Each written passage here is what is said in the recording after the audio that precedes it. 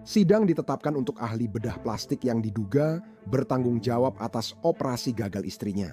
Kita membahas tuduhan pembunuhan tanpa sengaja, perkembangan terbaru di pengadilan, argumen, dan tuduhan kesalahan masa lalu. Untuk melihat apakah semua ini akan berperan dalam sidang pidananya.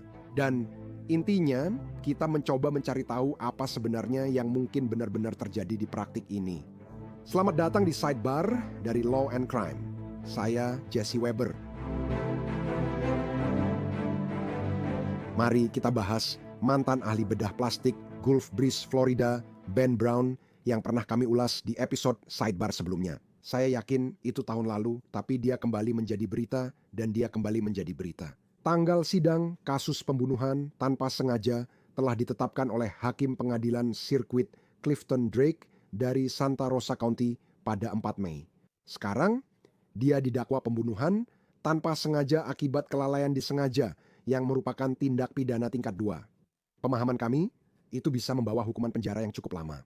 Dan pada dasarnya itu berarti bahwa seorang terdakwa membunuh seseorang karena mengabaikan keselamatan jiwa manusia secara sembrono atau secara sembrono mengabaikan bahaya yang melekat dari suatu aktivitas. Itu seperti menunjukkan sikap acuh tak acuh. Jadi sebenarnya dia dituduh melakukan apa? Jadi intinya dia dianggap bertanggung jawab atas kematian istrinya pada tanggal 28 November 2023, Hillary Ellington Brown, yang berusia 33 tahun. Dia baru ditangkap pada 17 Juni 2024. Jadi ada penyelidikan yang berlangsung cukup lama dengan pihak berwenang akhirnya menyimpulkan bahwa Hillary meninggal setelah Brown melakukan operasi padanya. Di klinik bedah plastik restorasinya, dia melakukan prosedur kosmetik pada Hillary, seperti revisi bekas luka, sedot lemak lengan, suntikan ke bibir dan wajahnya. Ini terjadi 21 November, dia memakai alat bantu hidup lalu meninggal. Sekarang, masalah besarnya adalah, menurut perintah pembatasan izin medis Brown oleh Departemen Kesehatan Florida. Dan, omong-omong juga, menurut surat pernyataan kemungkinan penyebab yang akan kita bahas, Brown diduga tidak terdaftar dengan benar untuk prosedur ini, dan istrinya, Hillary, korban, diduga ikut serta dalam operasinya sendiri. Bahwa dia tidak memiliki peralatan penyelamat jiwa yang memadai, bahwa dia menunggu untuk menelepon 911, bahwa dia tidak segera melakukan cardiopulmonary resuscitation, bahwa dia benar-benar tidak mengikuti protokol medis yang tepat saat melakukan semua ini, terutama saat memberikan obat penenang. Sekarang, menurut laporan Departemen Kesehatan yang menilai situasi yang melibatkan Brown, lulusan yang dilaporkan dari Departemen Bedah Plastik Universitas Georgetown ini, kita sedang membicarakan banyak dugaan masalah di sini. Sekarang, untuk memperjelas apa yang akan saya bahas, ini berbeda dari kasus pidana. Namun, Anda perlu bertanya apakah akan ada tumpang tindih, karena dilaporkan beberapa wanita yang bekerja di klinik saat Hillary mengalami henti jantung memberikan kesaksian. Sebenarnya, kita akan membahas itu. Namun, laporan pembatasan izin ini menyatakan setiap kantor tempat dokter melakukan prosedur tingkat 2 atau 3 harus terdaftar di Departemen Kesehatan dan diawasi setiap tahun. Dr. Brown hanya melakukan operasi kantor tingkat 1 yang memulihkan bedah plastik dan karena itu tidak terdaftar atau diperiksa oleh departemen. Sekitar tahun 2021, seorang asisten medis di Restore Plastic Surgery melihat praktik Dr. Brown mulai menurun. Asisten medis tersebut mengamati bahwa Dr. Brown mulai mendelegasikan semakin banyak tugas kepada asisten dokternya, Sean Kirby, dan istrinya yang tidak memiliki izin, yang dalam laporan disebut sebagai HR. Sekali lagi, almarhum dalam kasus ini, HR bukanlah praktisi kesehatan berlisensi, tidak memenuhi syarat untuk praktik kedokteran, termasuk melakukan prosedur kosmetik, dan secara hukum tidak diizinkan untuk melakukan prosedur kosmetik di Restore Plastic Surgery. Dan apa buktinya? Apa bukti potensial yang bisa diajukan di persidangan? Kami menemukan bahwa halaman Facebook pusat bedah tersebut pada suatu waktu pernah memuat foto-foto Hillary yang tampaknya mengenakan pakaian operasi atau seragam perawat, terlihat sedang membantu dalam prosedur, meskipun tampaknya dia tak punya izin. Sekarang saya ingin membahas lebih jauh insiden yang melibatkan Hillary ini. Oke? Hillary dijadwalkan untuk menjalani penjahitan otot kecil, revisi bekas luka di perut, sedot lemak di kedua lengan, suntik bibir, dan prosedur penyesuaian telinga. Dan laporan menyatakan bahwa pada pagi hari prosedur, Hillary menyiapkan sendiri kantong infusnya, lalu dia, kutip, menelan segenggam pil berwarna-warni yang diantaranya termasuk Valium. Setelah mengonsumsi obat ini, Hillary mulai menunjukkan efek sedasi. Meski begitu, laporan menyebut Hillary masuk ke kamar pasien lain dan melepas jahitan mereka. Dokumen tersebut kemudian merinci langkah-langkah yang diambil oleh Dr. Brown untuk memberikan obat kepada Hillary sebelum prosedur dilakukan. Tapi ingat, dia menyiapkan sendiri kantong infus tanpa mendokumentasikan secara pasti isinya. Jadi Brown tampaknya tidak benar-benar bisa yakin seberapa banyak masing-masing obat penenang yang dia berikan kepadanya. Sepertinya itulah narasi yang ada di sini. Sekarang kita tahu bahwa Hillary sadar karena laporan menyatakan HR membantu dalam prosedurnya sendiri dengan menjahit kembali kulitnya. Selama bagian prosedur ini, HR menjadi gelisah dan kakinya mulai berkedut. Dr. Brown kemudian melakukan sedot lemak pada lengan HR dan kedutan pada dirinya semakin parah. Dr. Brown mendokumentasikan bahwa dia menyuntikkan larutan lidokain yang lebih pekat ke wajah dan bibir HR, tetapi saksi mata melihat Dr. Brown menyuntikkan silokain murni ke wajah HR.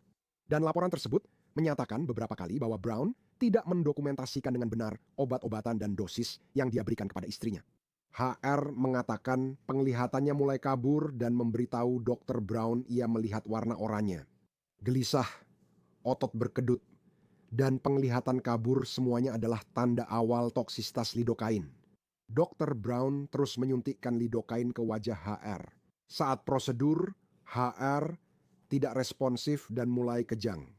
Asisten medis bertanya ke Dr. Brown, apakah perlu menelepon 911 namun dijawab tidak. Dalam 10-20 menit, asisten medis bertanya pada Dr. Brown, apakah perlu menelepon 911 tapi Dr. Brown menolak atau menyuruh menunggu. Asisten medis itu ketakutan dan dia adalah karyawan baru jadi dia mengikuti instruksi Dr. Brown. Sekarang, para asisten berlarian di kantor mencari barang dasar seperti tabung oksigen dan stetoskop karena tidak tahu letaknya. Dan Brown mulai melakukan cardiopulmonary resuscitation, lalu asisten medis yang menelepon 911 bukan Brown. Hillary langsung dibawa ke rumah sakit, tidak pernah sadar lagi dan meninggal pada 28 November. Laporan Departemen Kesehatan menyimpulkan bahwa ahli medis independen menilai perlakuan Dr. Brown terhadap HR melanggar standar perawatan. Praktik Dr. Brown yang terus berlangsung tanpa batasan membahayakan kesehatan, kesejahteraan, dan keselamatan masyarakat. Departemen memerintahkan pembatasan izin praktik medis Benjamin Brown di Florida pada awal Mei. Dan pada tanggal 15 Mei, pemeriksa medis Kabupaten Santa Rosa menetapkan penyebab resmi kematian Hillary sebagai komplikasi akibat toksisitas lidokain. Lalu, pada bulan Juni, Brown ditangkap. Sekarang, untuk menambah sedikit konteks, apa yang akan saya bacakan ini berasal dari surat pernyataan kemungkinan penyebab yang diajukan dalam kasus ini. Isinya, saya membuat pernyataan ini setelah wawancara telepon yang direkam dengan seorang karyawan. Dia menyebut banyak kelalaian di kantor yang membuat Hillary mengalami henti jantung. Dia menyatakan sebelum operasi, korban mengonsumsi banyak sekali pil, namun dia tidak tahu pil apa saja itu. Dia mengatakan korban menyiapkan sendiri kantong infus berisi lidokain silokain yang diencerkan untuk anestesi lokal. Saat operasi, kantong infus habis. Saat itu, Brown menuangkan 2 wadah ke mangkuk tanpa mengencerkannya, lalu menyuntikkan ke lengan dan wajah korban. Ketika Hillary mengeluh penglihatannya buram dan wajahnya sangat bengkak, Brown tetap melanjutkan. Dia menyatakan bahwa dia pikir itu adalah tanda bahwa dia overdosis dan saat itulah dia mulai kejang-kejang. Saat itu, korban mengalami darurat medis. Karyawan ini mengatakan Brown beberapa kali ditanya, apakah perlu menelepon 911, tapi ia ingin mencoba sendiri. Itu kutipannya, katanya. Ditanya 4 atau 5 kali oleh beberapa anggota staf, tetapi dia terus mengatakan kepada mereka untuk menunggu. Dia bilang, ruangan itu tanpa oksigen dan tak ada elektrokardiogram untuk memantau jantungnya. Dia bilang mereka tak bisa berbuat apa-apa dan seharusnya menghubungi 911. Lalu ini terjadi. Saya kemudian mengetahui bahwa ini bukan insiden pertama di mana Brown memberikan obat berlebihan kepada korban untuk operasi dan mengalami kesulitan membangunkannya. Selama wawancara dengan mantan karyawan, saya diberitahu hal itu. Suatu hari, dia menyaksikan prosedur pengangkatan alis pada korban. Dia diminta memberi versit pada korban, yakin dosisnya 4 miligram sesuai dosis biasa. Dia tetap terjaga. Brown dan korban menyarankan memberinya lebih banyak lagi, lalu dia melakukannya. Dia menyatakan bahwa dia mungkin telah memberikan dosis ketiga, tapi dia tidak sepenuhnya yakin. Setelah itu, dia keluar dari ruangan dan kemudian bisa mendengar Brown berteriak memanggil nama korban untuk mencoba membangunkannya. Hal ini tidak normal dan membuatnya khawatir, sehingga dia kembali ke ruangan itu. Dia dan teknisi lain saling bertukar pandang khawatir, tetapi Brown mengatakan semuanya baik-baik saja, jadi dia pun meninggalkan ruangan. Namun, setelah keluar dari ruangan, kejadian itu terulang lagi selama prosedur yang sama. Kali ini, Brown terdengar lebih mendesak karena dia kesulitan membangunkannya. Teknisi ini juga menyatakan bahwa di tempat bedah lain tempat dia bekerja, dia belum pernah melihat orang sulit dibangunkan seperti hari itu. Sekarang, baiklah izinkan saya memperkenalkan Alexis Rosenberg, pengacara pengadilan litigator federal. Senang sekali bisa bertemu dengan Anda. Terima kasih banyak sudah meluangkan waktu. Jadi, tanggal sidang ini telah ditetapkan untuk bulan Mei. Itu adalah berita besar. Tentu saja itu bisa berubah. Apa yang akan Anda perhatikan dalam sidang ini?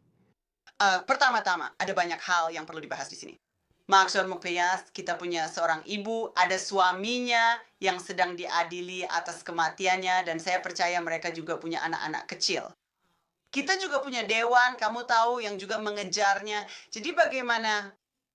Begini, kelalaian itu sendiri, kelalaian biasa itu bukan tindakan kriminal. Tindakan kriminal untuk itu. Di Florida, yang dibahas adalah kelalaian yang dapat dipersalahkan. Beberapa negara bagian menyebutnya sebagai pembunuhan tanpa sengaja. Jadi ini adalah pengabaian yang mencolok terhadap keselamatan atau nyawa manusia. Jadi yang tidak akan Anda perhatikan adalah apakah tindakannya dalam kasus kriminal ini mencapai tingkat tersebut. Sekarang standar untuk Dewan Perizinan yang omong-omong mereka belum secara resmi mencabut izinnya. Jadi akan ada sidang administratif terkait itu. Discourse kemungkinan besar merkakas mercusuarnya karena ayas benar-benar yakni di tingkat Dewan Lisensi standar itu sudah terpenuhi karena ada masalah lain yang telah terjadi. Sudah ada keluhan terhadapnya, omong-omong sebelum ini terjadi, dan keluhan itu telah diubah untuk memasukkan hal ini. Iya, jadi mereka harus menunjukkan kepada jaksa negara bagian bahwa ini memang lebih dari sekadar kelalaian sederhana. Dengan masalah kaos yang kemse was informangan service di batu persatu sewa ini bukan cuma satu kesalahan. Ini adalah pengabaian yang terus-menerus. Dan faktanya dia tidak menelepon 9. Satu saat orang-orang bilang kita harus menelepon 911. Standarnya untuk 3. Saya percaya ada 3 insiden berbeda sepanjang waktu itu. Apakah dia perlu dibawa ke ruang gawat darurat pada saat itu? Tidak ada yang seharusnya tetap berada di kunjungan di kantor pada saat itu. Berdasarkan fakta bahwa dia sedang kejang dan sebagainya. Itulah sebabnya tuduhan atau insiden sebelumnya bisa terjadi padanya. Bisakah Anda melihat risiko yang terjadi? Sudahkah Anda sadar dan mengabaikannya? Itu hal utama yang perlu dipertimbangkan. Sekarang Alexis, salah satu hal yang terjadi di sini adalah pengacara Brown. Jadi Mark O'Mara meminta pengadilan untuk mengizinkan Brown hadir dalam pemeriksaan saksi-saksi dari pihak penuntut. Sekarang ini adalah sesuatu yang ditolak oleh pihak penuntut. Namun, pihak pembela percaya latar belakang medis, pelatihan, dan pengalamannya membuatnya dapat membantu mengajukan pertanyaan pada saksi selama pemeriksaan. Apakah itu hal yang aneh? Apakah Anda benar-benar melihat itu maksud saya? Permohonan itu menyebutkan beberapa pemeriksaan termasuk oleh pemeriksa medis, Dr. Deanna Oles, dan dokter rumah sakit. Dalam pemeriksaan ini, fakta medis dan pendapat tentang penyebab kematian serta isu terkait kasus akan dibahas. Apakah merupakan hal yang standar bagi seorang terdakwa untuk ikut serta dalam pemeriksaan ini? Dia tidak akan langsung mengajukan pertanyaan kepada para saksi, tetapi hanya berbicara dengan pengacaranya, mungkin menuliskan pertanyaan-pertanyaan yang mungkin diajukan. Apakah itu hal yang standar? Apakah itu sesuatu yang akan diizinkan oleh pengadilan? Secara umum, terdakwa akan diizinkan untuk hadir dalam pemeriksaan. Ya, masalahnya adalah kayak mereka kemudian mengizinkan dia untuk mengajukan pertanyaan karena dia sudah diwakili oleh penasihat hukum. Ya, seperti mungkin bahkan tidak mengajukan pertanyaan langsung kepada para saksi. Tapi apakah dia bisa hadir di sana? Dan seperti, kamu tahu, bisakah aku mencatat, tanyakan ini, tanyakan ini, tanyakan ini. Dia mungkin tak bilang langsung, tapi bisa saja mendorong pengacaranya mengajukan pertanyaan. Ya, itu tidaklah aneh. Maksudku, terdakwa bisa saja hadir di deposisi dan tidak mengganggu. Menuliskan di kertas seperti yang kamu katakan misalnya, bisakah kamu menanyakan ini? Berarti Pak bisa istirahat atau keluar, lalu kamu bisa bilang, oh, omong-omong tanyakan ini itu. Jadi menurutku itu tidak terlalu aneh kurasa dalam kasus ini. Aku tidak yakin, Jesse. Tolong beritahu aku dia bebas dengan jaminan atau masih di penjara.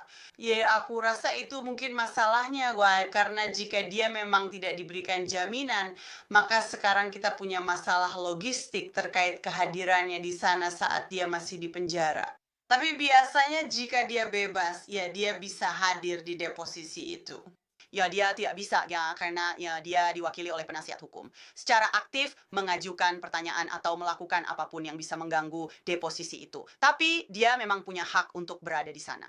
Ya, setahu kami, jaminannya $50.000 dan dia masih di penjara. Saya tidak bisa memastikan apakah itu sudah berubah, tapi kamu membuat poin yang bagus. Saya akan memberitahumu. Hakim Drake menyatakan bahwa dia ingin mendengar dari kedua belah pihak tentang hal ini. Sepertinya, kita akan memutuskan hal ini di lain waktu. Salah satu pertanyaan yang saya miliki, dan sepertinya kita mulai mendapatkan gambaran tentang itu. Apakah persidangan ini benar-benar akan menjadi pertarungan para ahli untuk menentukan bagaimana Hillary meninggal? Apa penyebab kematiannya? Dan jika bukan karena toksisitas lidokain, apa kemungkinan penyebab kematian yang bisa meniadakan tuduhan pembunuhan di sini? Jadi menurut saya poin ini akan menjadi kombinasi. Akan ada juga pertanyaan apakah dia mengikuti standar perawatan atau tidak. Karena kalau ingat, intinya adalah dia dengan terang-terangan mengabaikan keselamatan dirinya. Ya, ini bukan kelalaian biasa. Wah, jadi tingkat apa yang harus dimiliki? Para ahli mengatakan, oke, standar perawatan. Ya, misalnya waktu Veronica Storks mengalami kejang saat menjalani perawatan atau operasi di kantor, seharusnya kamu menelepon 911. Kamu seharusnya memiliki elektrokardiogram. Kamu seharusnya memberikan cairan tambahan, kamu seharusnya memeriksa infus misalnya sebagai perawat. Ya, jadi Miosam ini sekarang menjadi kesaksian kumulatif tentang spiritual apa dia wasnya sih protokol medis itu dan bagaimana dia mengabaikan protokol tersebut serta bagaimana hal itu bisa sampai pada tingkat tersebut. Saya akan bilang, salah satu hal yang menurut saya sangat menarik adalah kamu hampir memilikinya. Bukan sidang mini langsung, melainkan pratinjau tentang apa yang akan terjadi di sidang pidana nanti. Sidang administratif Departemen Kesehatan Florida diadakan untuk memberi sanksi lebih lanjut kepada Brown. Mereka mengajukan petisi ke Divisi Sidang Administratif Florida untuk menambah hukuman, mencabut atau menangguhkan izin praktiknya secara permanen atau memberi denda. Dan saya sudah membahas bagaimana para saksi memberikan kesaksian mereka, tapi sebenarnya dilaporkan bahwa Brown juga memberikan kesaksian di sidang itu, membela praktiknya, membela tindakannya, mengatakan bahwa dia mencoba melindungi istrinya. Dan hal pertama yang saya pikirkan adalah, oke, ini bisa jadi gambaran awal kalau dia mungkin akan bersaksi dan mungkin akan menjelaskan apa yang terjadi. Sekarang, jelas itu adalah pilihan terdakwa, tapi saya memang bertanya-tanya apakah ini kasus di mana dia mungkin akan berbicara. Saya harus naik mimbar dan menjelaskan kejadian hari itu. Jadi dia mungkin tidak perlu melakukan itu karena kita sudah memiliki kesaksian lain di hadapan Dewan Lisensi. Sekarang terpenting untuk diingat bahwa standar itu jauh lebih rendah. Dan yang dilihat bukanlah apakah dia kamu tahu melakukan pembunuhan tidak sengaja, tapi yang mereka lihat adalah apakah dia apakah tindakan yang membahayakan masyarakat. Dan jika itu melanggar standar yang diwajibkan bagi dokter, itu jauh lebih rendah.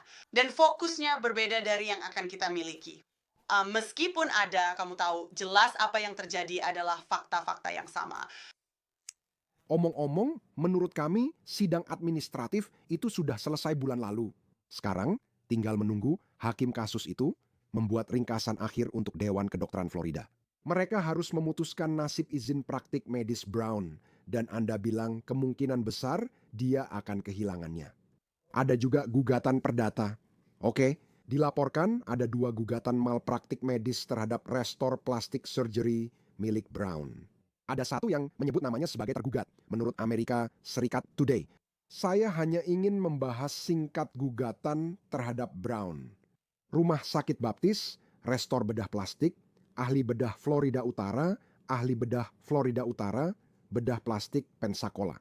Dan ini atas nama mantan pasien Brown yang bernama Wendy Cardin dan suaminya. Menurut Daily Mail, Cardin menuduh Brown memakai bahan asing dalam operasi rekonstruksi payudara pasca mastektomi pada 2018. Bahwa hal ini menyebabkan infeksi, sepsis, dia mengalami kerusakan saraf, cedera permanen. Kasus ini tampaknya masih berlangsung. Dilaporkan bahwa para pihak tidak dapat mencapai kesepakatan melalui mediasi. Alexis A., pendapat Anda tentang jenis gugatan seperti itu?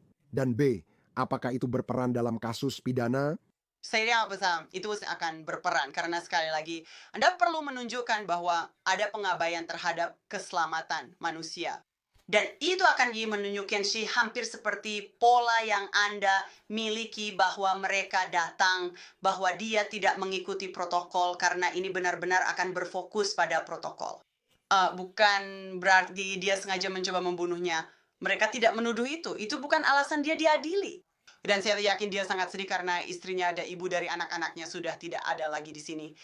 Jadi itu akan menunjukkan bahwa dia tidak mengikuti protokol yang sesuai, bukan hanya di sini.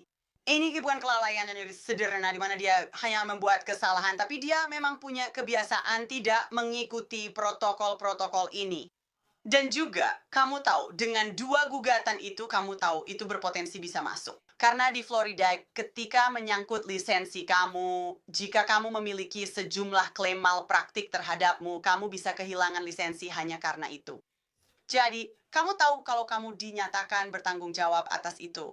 Jadi, menurutku itu juga berpotensi akan berpengaruh dalam hal ini. Saat pertama kali diselidiki, keluarganya merilis pernyataan yang membela dan menyoroti banyak mitos, serta kebenaran yang beredar online dan di media.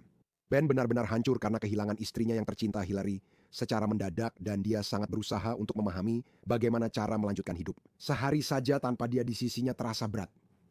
Mereka bilang operasinya kecil dan rutin. Kutipan, hidup kami telah berubah selamanya karena kehilangan Hillary dan kami akan selalu menyimpannya di dalam hati kami. Inilah pernyataan keluarga. Sementara itu, ayah Hillary, Marty Ellington, mengatakan kepada Pensacola News Journal bahwa putrinya meninggal akibat kecerobohan satu orang. Ego dan arogansinya menutupi kebutuhan akan bantuan, memperpanjang kekurangan oksigen ke otaknya, dan akhirnya menyebabkan kematiannya. Ben Brown telah mengambil ibu dari cucu-cucu dan satu-satunya putri saya, bintang keluarga kami. Seberapa besar hal itu mempengaruhi kasus ini saat ada perasaan, emosi, dan narasi yang bersaing dari anggota keluarga? Alexis? Ya, maksudnya saya, pada saat penjatuhan hukuman, hal itu akan dipertimbangkan. Itu belum tentu akan masuk sebagai bagian dari persidangan. Menurutku, itu tuh reaksi yang wajar. Tapi aku juga, Ipona dan aku tidak suka menyalahkan korban. Tapi sepertinya dari tuduhan-tuduhan itu, ini adalah praktik medis yang sangat ceroboh. Berdasarkan tuduhan-tuduhan tersebut, sepertinya istrinya juga tidak sepenuhnya tidak bersalah. Karena ada tuduhan bahwa dia membuat kantong infus, tuduhan bahwa dia menyuntik orang tanpa izin, yang mana itu sendiri sudah merupakan tindakan kriminal. Dan kita juga tahu bahwa dia mengonsumsi banyak pil. Iya, menurut dari saya, ini ceroboh ya karena seharusnya dia sudah melakukannya, tapi berkas-berkasnya tidak didokumentasikan dengan baik sehingga kita tidak tahu. Tidak ada yang tahu pasti jumlah pil atau isi kantong infus itu. Satu-satunya orang yang tahu itu hanyalah almarhum. Jadi saya rasa hal itu tidak akan terungkap. Ya, menurut saya itu akan menjadi hal yang buruk. So, Anda tahu, hal yang buruk jika jaksa negara bagian mencoba menyalahkan korban. Tapi pada akhirnya itu tetap tanggung jawabnya. Anda tahu dia adalah dokternya. Itu adalah tanggung jawabnya untuk memastikan bahwa apapun yang ada di kantong infus itu sudah benar. Jumlah pil yang dia minum harus tepat. Pada akhirnya, semuanya kembali ke dokter. Bagaimanapun juga, Satu hal lagi, singkat saja, ini sudah kami bahas di episode sidebar sebelumnya dan saya ingin membahasnya lagi. Ini bukanlah tuduhan malpraktik medis pertama yang ditujukan kepada Dr. Brown. Laporan Departemen Kesehatan juga merinci 2 insiden lain yang diduga terjadi. Saya hanya ingin membahasnya. Jadi, yang pertama melibatkan seorang pasien yang disebut sebagai BF. Ini adalah seorang wanita berusia 40 tahun. Menurut laporan tersebut, dia, kutip, bertemu dengan Dr. Brown untuk mendiskusikan penggantian implan payudara, suntikan lemak Tommy Tom ke bibirnya. Selama konsultasi, Dr. Brown merekomendasikan agar pasien BF juga menerima suntikan lemak gluteal yang juga dikenal sebagai Brazilian Butt Lift, BBL. Pasien BF tidak menginginkan BBL dan secara khusus menyatakan bahwa dia tidak memberi izin kepada Dr. Brown untuk menyuntikkan lemak ke bokongnya. Meski pasien BF menolak BBL, Dr. Brown telah mencatat secara akurat keinginan BF untuk suntikan lemak gluteal demi memperbaiki kontur samping bokongnya. Laporan tersebut mengatakan bahwa selain prosedur lainnya, Brown juga melakukan transfer lemak. Sekali lagi, prosedur tanpa izin ini, itulah tuduhannya.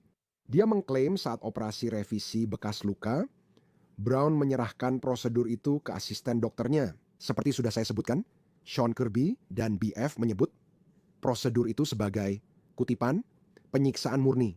Baik Tuan Kirby maupun asisten lainnya tidak mengenakan masker bedah. Meskipun pasien BF memiliki luka terbuka besar di bagian perutnya. BF mengatakan dia melepas perban dan menemukan lubang dalam di perutnya. BF juga mengklaim bahwa Hillary, yang menurut tuduhan ini adalah seseorang tanpa izin yang bertindak sebagai tenaga medis, melakukan terapi laser padanya saat kunjungan berikutnya. Pada tanggal 14 Februari 2024, pasien BF diwawancarai oleh departemen. Pasien BF melaporkan bahwa tubuhnya menjadi cacat akibat perawatan yang ia terima dari Dr. Brown dan para karyawannya antara tahun 2021 hingga 2023. Keluhan lain yang tercantum merujuk pada seorang wanita bernama JH, seorang wanita yang saat itu berusia 55 tahun. Sekali lagi, laporan tersebut menyatakan bahwa JH tidak menginginkan BBL. Namun, dokter itu tetap melakukan prosedur itu. Dan pada bulan berikutnya, sayatan di perut JH yang diduga terbuka mulai mengeluarkan cairan, lalu dia kembali ke kantor Dr. Brown untuk pemeriksaan lanjutan. Pasien JH mengkonfrontasi Dr. Brown tentang bokongnya yang membesar, dan Dr. Brown mengatakan telah melakukan BBL dan yakin JH akan menyukainya. Brown dilaporkan memakaikan pakaian kompresi pada JH dan melilitkannya di perut yang tidak bisa dilepas sendiri. Ketika dia kembali ke kantor, seorang asisten medis melepas pakaian tersebut dan pasien JH mengalami area besar nekrosis kulit di perutnya. Dan nekrosis adalah ketika sel-sel di tubuh Anda, jaringan tubuh mereka mati, jadi pada dasarnya itu seperti gangren. Dr. Brown mengamati kulit nekrotik pasien JH dan menyarankan bahwa kulit tersebut perlu diangkat. Dr. Brown membuat lubang di perutnya yang berukuran sekitar 7 inci panjang, 4 inci lebar, dan setengah inci dalam. Dr. Brown menjahit ulang area itu, namun jahitannya terbuka lagi. Dr. Brown menutup luka terbuka pasien JH dengan asam asetat dan kain kasa lalu mengirimnya pulang. Luka terbuka di perut pasien JH tidak sembuh. Dr. Brown menangis dan berkata pada Jahash bahwa semuanya kacau. Dan teman pasien yang merupakan seorang perawat akhirnya membawa wanita itu ke ruang gawat darurat. Dokter bedah konsultan menilai luka pasien JH sangat mengerikan dan belum pernah melihat yang serupa. Sampai saat ini, J. Jokatia, Haji masih merasakan nyeri terus-menerus di diafragma, perut, dan pinggul. Alexis kini mendapat 2 kesaksian. Saya pun bertanya, apakah ini bisa berperan di sidang pidana? Dan Anda pasti bertanya-tanya apakah itu akan membantu penuntut karena ada kesaksian ini di mana pengacara pembela mungkin akan berkata, kalau memang benar ada masalah, kenapa Anda terus kembali? Kenapa Anda tidak pergi ke orang lain saja? Namun, Bagaimana mereka tahu apa yang terjadi?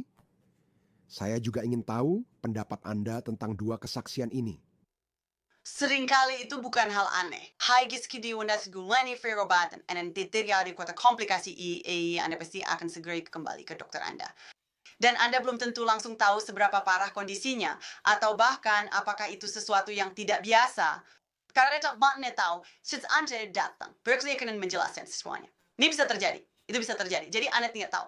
Kebanyakan orang tidak memiliki izin medis. Jadi ya maksud saya, untungnya dia akhirnya pergi ke unit gawat darurat dan semoga mendapatkan perawatan meskipun kamu bilang dia masih merasakan sakit.